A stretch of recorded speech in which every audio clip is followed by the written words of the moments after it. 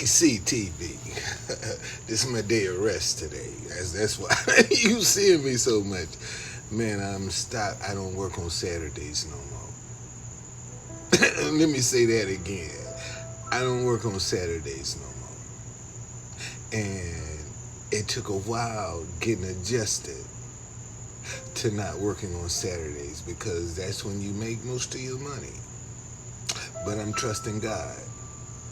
You know, he said it's under the seventh day. This is the Sabbath. So it's the seventh day of the week.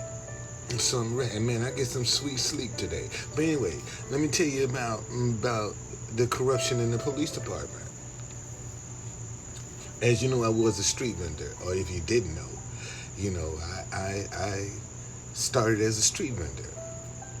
And at Judiciary Square. Doug Williams just won the Super Bowl, and he had these T-shirts that if you bootleg them, the fingernails would be white. Man, we was bootlegging the hell out of this T-shirt because it was hot. Well, one day we go up in the T-shirt shop and Sergeant Jerome Gray of the vending unit is in there printing bootleg T-shirts. I said, man, you the police. You can't do this shit.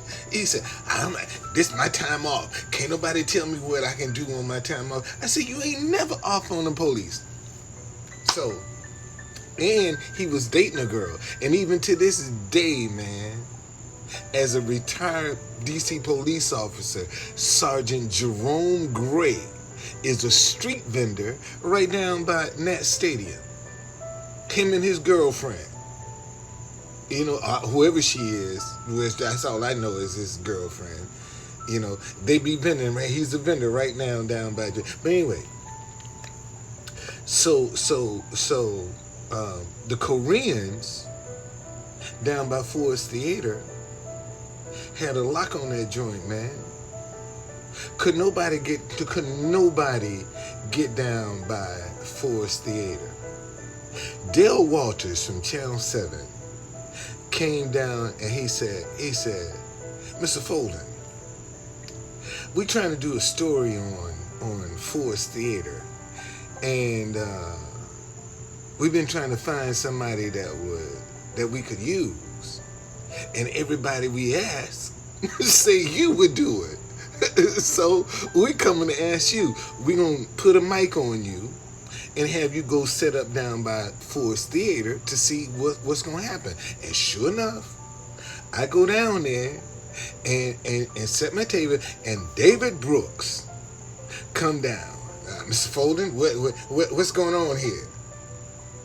You know, I said, man, I'm setting up. You know you can't do this and this that. And they filming him. And he talking about, I am the law. I am the police. They filming him. So anyway, I had complained to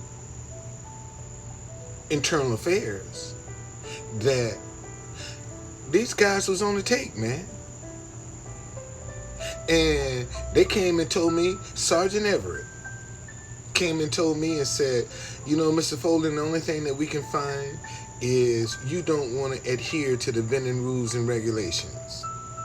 And I just said, man, if I got to run for mayor to tell this story, I will. And he looked at me and said, sir, you're a street vendor. Don't waste your time.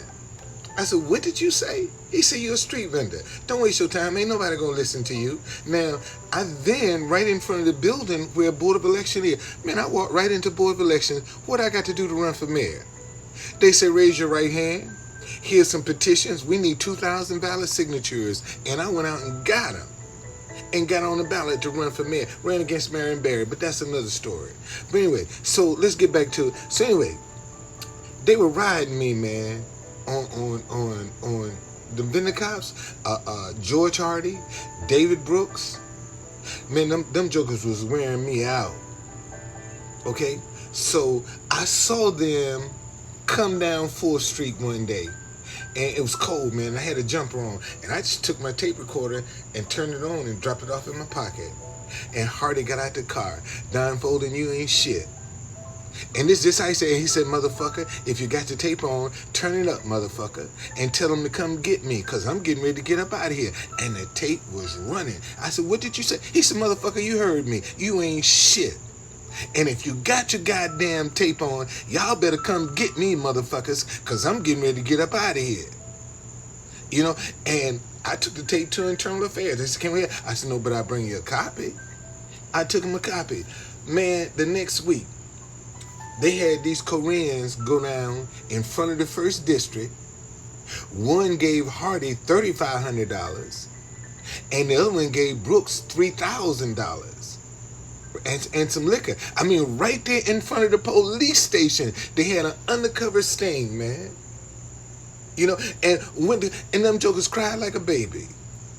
When the judge sentenced them, Brooks, they threw the book at him because he ain't want to cooperate. Hardy cried like a goddamn baby. Cried like a damn baby. You see? Took me 7 years, man, but they sure went to jail. That's right. See, and I'm probably the only civilian in Washington, D.C. that has fought corruption in the police department where some cops actually went to jail. Okay? I paid a price for it, though, boy. Because one summer they did run me back to Alabama. They ran me back. I had to leave. It was so tough. I took my kids, man. Me and my kids went to Alabama for the summer. And I came back. And it was on.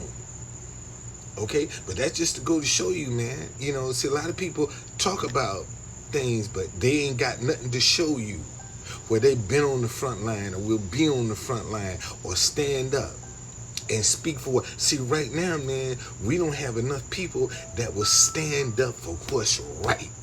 People are scared to stand up for what's right. And that's what we got to get back to. All right? See y'all later.